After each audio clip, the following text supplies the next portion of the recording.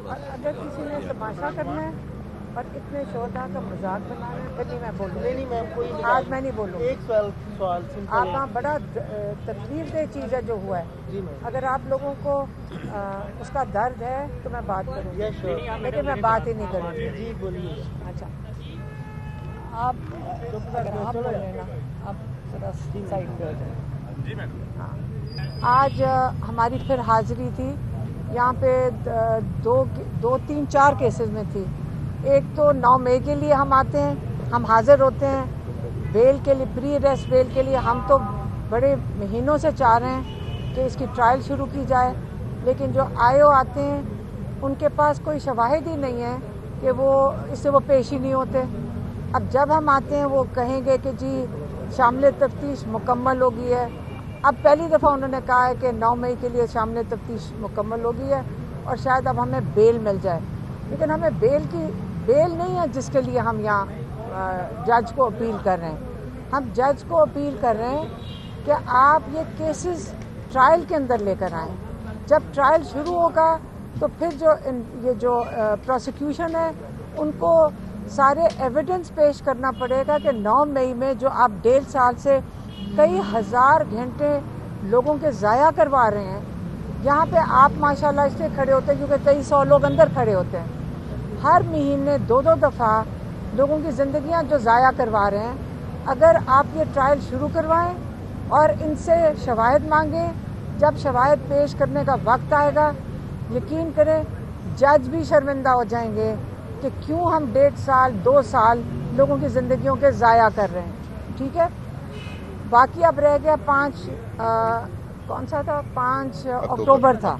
अब 5 अक्टूबर को लाहौर के अंदर अभी ना यहाँ एहतजाज हुआ, यहाँ तो कंटेनर सिटी बनी हुई थी, और 4 अक्टूबर को हमें अरेस्ट कर लिया गया था इस्लामाबाद में, और 5 अक्टूबर में अब हम यहाँ पे हमारे ऊपर केस है।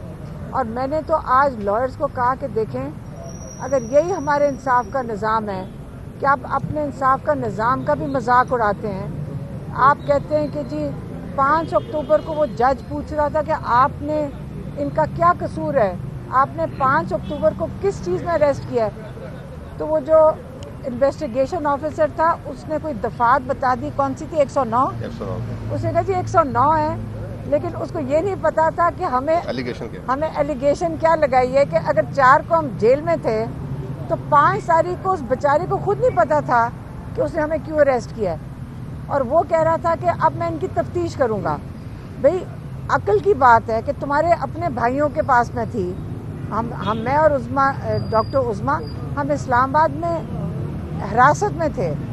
अब ये हमें कह रहा है कि मैं इनकी तफ्तीश करूंगा, तो मुझे अगर मैं कहूँगी मैं हिरासत में, वो मेरी बात मानेगा? क्या पता वो मेरी बात ना माने। तो ये जो इंसाफ के निज़ाम का तमाशा है ये हम सारे देख रहे हैं। और आज हमें मेरे ख्याल में निज़ाम को भी शर्म आ रही होगी कि आजकल कैमरों के सामने निज़ाम का सिस्टम खुल रहा है। तो ये अच्छा है कि हम लोगों के ज़रिए सारे पाकिस्तान में जिस किस्म की यहाँ तफ्तीश होती है, जिस किस्म का निज़ाम है, हमें ये तो समझ आ गई कि इसकी बहुत बड़ी एक कहते हैं ना कि बहुत ज़्यादा तब्दीली की ज़रूरत है इस निज़ाम को। हम सारे इस पर अब इत्तफाक करेंगे और सारे इसके ऊपर कहते हैं ना कि वोट लेना ना किसी ने तो ये कहे कि हम अपने इंसाफ का निज़ाम को ठीक करेंगे। बाकी यही हमारे केसेस के बारे में था और ये मैंने आपको बता दिया आज की कार्रवाई का। सिविल नाफरमानी की तहरीक जो है वो खान साहब ने ऐलान किया है। पहले प्रेसिडेंट कोर्ट साहब कह चुके हैं कि हमारे मुज़ाकरात हो चुके थे, हुकूमत ने कहा था कि 2 से 3 हफ्तों में इमरान खान को छोड़ देंगे, मगर पीटीआई फौरी जो है वो खान की रिहाई चाह रही थी। तो आप मेरे ख्याल में जो बैरिस्टर गौहर ने समझाया भी होगा कि जब वो पेशावर से और बाकी जगहों से लोग आना शुरू हो गए एहतजाज के लिए, तो उस वक़्त हुकूमत पैनिक कर गई और जल्दी जल्दी उन्होंने बैरिस्टर गौहर और बैरिस्टर सैफ को जेल में भेज दिया। वो 1 दिन पहले भी कर सकते थे। ये इनकी कार्रवाई सिस्टम इनका यही होता है। जब इमरान खान तक किसी की वो रसाई ना हो, फिर ये जब काफिला वहाँ पहुँच चुका है उस वक़्त इन्होंने भेजा था, क्योंकि पैनिक कर गए थे और उन्होंने कहा था खुदा के लिए संजानी में बैठ जाओ, हम आपसे वादा करते हैं कि 20 दिन में आप इमरान खान को छोड़ देंगे। ये इनके साथ मुज़ाकरात नहीं थे, ये उनके पैनिक में उन्होंने उनको रोकने के लिए कि आगे ना जाओ, क्योंकि इतने ज़्यादा लोग आ रहे थे कि उनको ख्याल था कि कोई आएगा नहीं। जब उन्होंने लोग आते देखे तो उससे वो खौफजदा होके उन्होंने ये ऑफर भेजी थी इमरान खान को जेल के अंदर। अच्छा मैडम, ये बता दीजिएगा कि पीटीआई की जानिब से एक नया बयानिया बनाया जा रहा है कि पख्तून जो कौम है उसको टारगेट किया जा रहा है। क्या ये खौफनाक हद तक नहीं अगर जा सकता?